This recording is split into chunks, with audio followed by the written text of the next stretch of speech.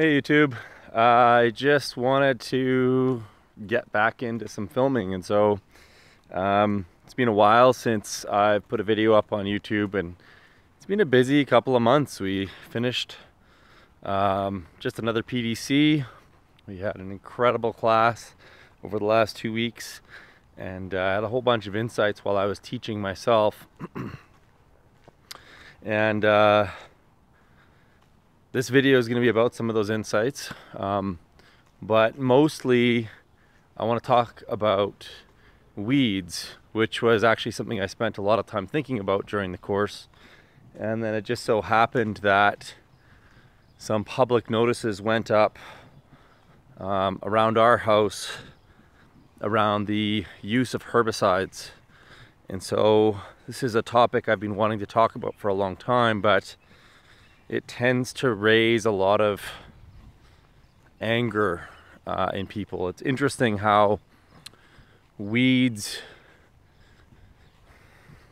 seem to bring out the worst in people, and it's kind of interesting to observe because I think the anger that weeds bring out has more to do with them and not the plant itself. And so weeds in general are considered to be indicators.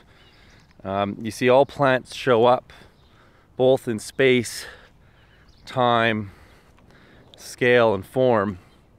And let's just unwrap that a little bit. So different species will show up at different time in the successional stage. So if you think of succession as a child or a human, we can think of every ecosystem in terms of how young it is and how old it is. And in the same way that a human is born, grows up, ages, and dies, ecosystems go through similar cycles. And when we create disturbance, if the disturbance is outside of a dose-dependent range, you can set an ecosystem back. And so different plants show up in ecosystems depending on that age. So really young ecosystems, sometimes we can refer to these as degraded or disturbed ecosystems, will display plants that are indicative of that young age.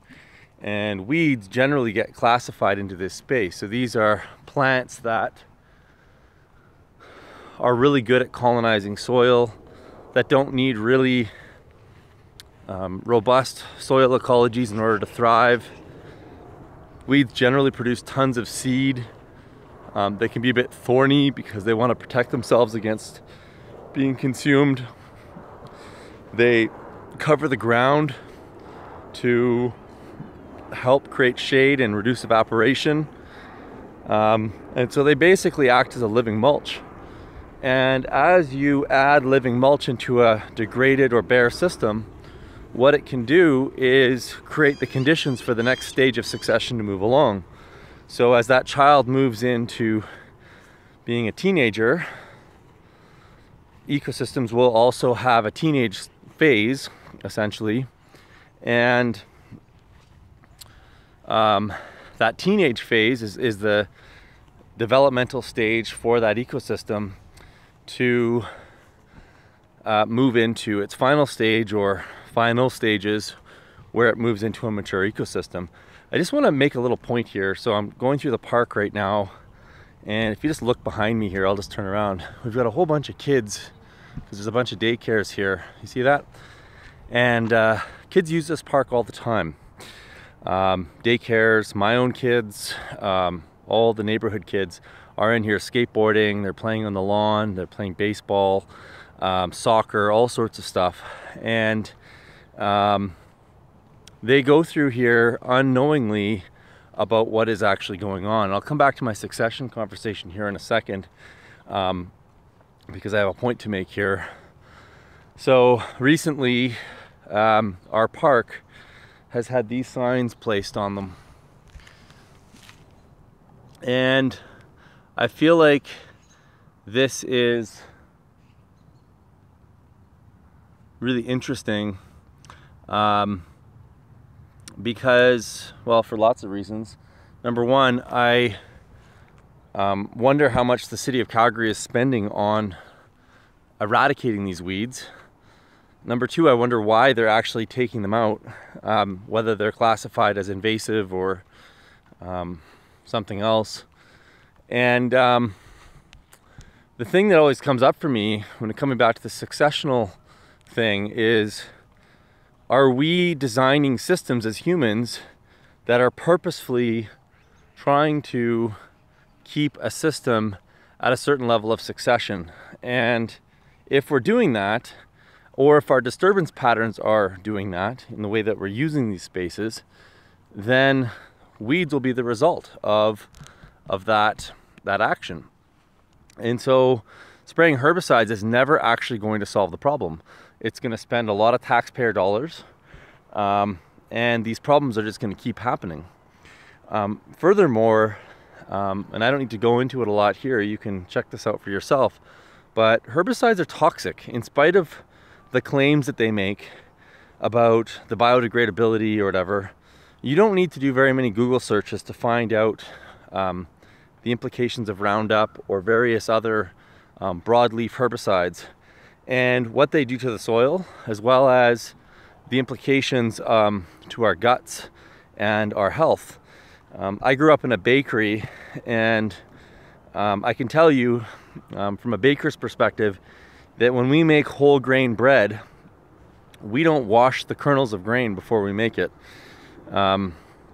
We just make it with the whole grain.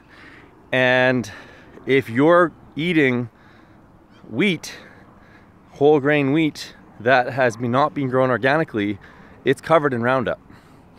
That Roundup gets into the bread, and then it gets into your gut, which is why we find Roundup in all human bodies now. You cannot find a body on planet Earth now without Roundup. Roundup itself is a chelator, and it causes all sorts of problems with how our microbiome functions. And you can do all your own research on that.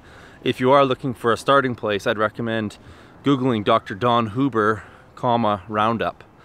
You'll find all sorts of interesting videos and documents from him. He's a plant pathologist from the US military originally, who has blown the whistle on Roundup and the surfactants in Roundup as well. So the point is that you're never going to win the battle on weeds. You're going to continually be fighting against them and spending money, adding toxins into the environment, and not fundamentally dealing with the root cause of the issue, if there even is an issue in the first place, which is a whole other conversation. In another video, I'll talk about why there's actually no such thing as invasive weeds or invasive species, and this is just a figment of our imagination. Invasives are just nature trying to fill a void. We've created all these voids through the extinction of plants and animals all over this planet as a result of our incessant desire to spread agriculture over the last 12,000 years. And invasives might actually be our best hope for climate change. So with that in mind, if in fact the climate is changing as fast as everybody says it is it not a little bit ludicrous to expect our ecosystems to maintain the same structure and makeup that they currently have? Does it not make sense that if temperatures are changing and the climate is changing and everything else that goes along with that, that the species mix would change as well? I've read some articles that suggest that invasives might be our best chance of survival, and it might just be Mother Nature trying to adapt to a rapidly shifting environment or ecosystem. So some food for thought there. The last thoughts I just want to share with you guys today are around the permaculture design course, and it was a really great experience. I often wonder whether or not the live version of the permaculture design course is still a relevant course.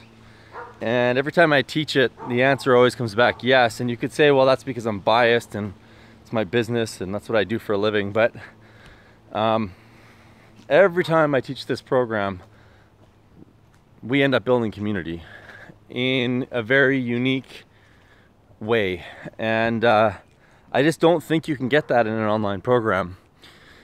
And the reason community is so important is that self-reliance is actually a pretty stupid goal, in the sense that, you know, trying to meet all your own power, water, energy, and food needs makes sense on a community level, so amongst a group of people, but it's very difficult to achieve entirely on your own.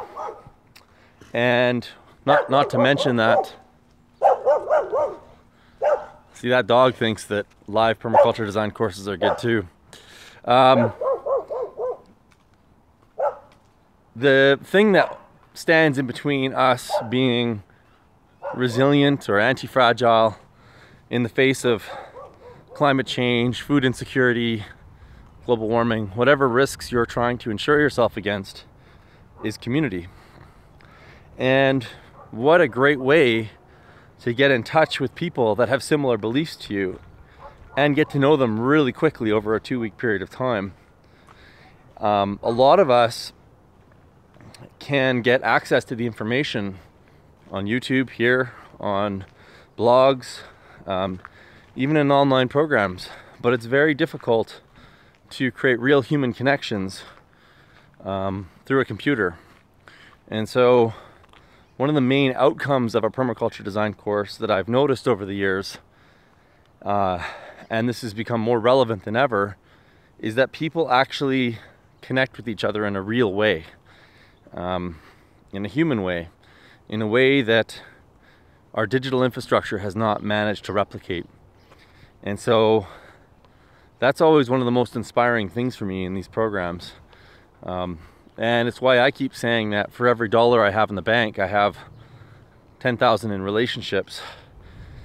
And a lot of people coming to these programs leave saying that the most valuable thing they got was a community, but it was the last thing that they thought they were getting as a result of purchasing this course. So if you are looking at taking a permaculture design course and are trying to decide between an online and a live one, ask yourself if community is your weak link, and try and understand how important it is to you to actually have a connection with people that are thinking about the world in the same way that you are. It's an amazing feeling to know that you're not crazy because other people are thinking the same thing. And I know that when I took my first PDC, that was one of the most important things for me, is leaving that course and not feeling like a complete weirdo because I was going against the grain or choosing a different path. So if you have any questions about live versus online, I think the online programs are really good, but I think the question you have to ask yourself is, am I lacking information, or am I lacking information and a community? And if it's the latter, you're going to want to take a live program somewhere. And if it's just an information issue for you and you've already got a community, you'll probably find a lot of value in an online program. Our food forest is just going off, so as I turn this off, guys, I'm gonna eat some Saskatoons, one of my favorite fruits at this time of the year.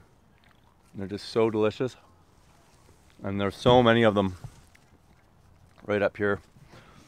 We've got cherries coming on, raspberries coming on. Just finished the honeyberries, and got my first goji berries right now, which is pretty exciting. I think I've got 2 on the bush this year, and this is going to become a massive shrub. I don't know if you can see them there, right over here. Goji is actually considered a weed. It's a nitrogen fixing weed and happens to be highly medicinal. Okay, thanks guys, have a great day, and we'll chat with you guys all soon. Okay.